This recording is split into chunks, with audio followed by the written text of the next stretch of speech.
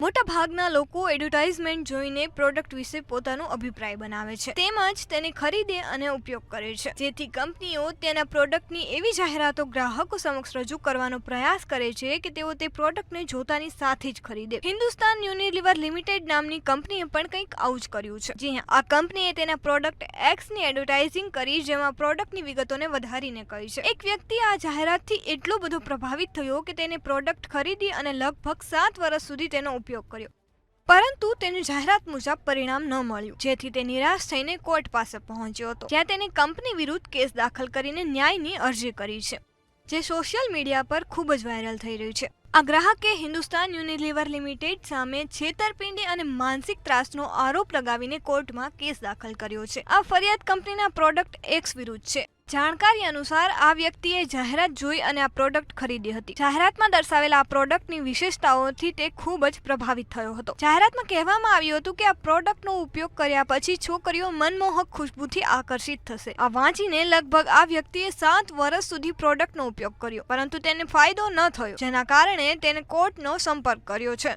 તો શું તમે પણ ક્યારે આવી ભ્રામક જાહેરાતોના ઝાંસામાં આવ્યા છો? કોમેન્ટમાં જરૂરથી જણાવો અને આવી જ માહિતી માટે જોતા રહો મંતવ્ય ન્યૂઝ.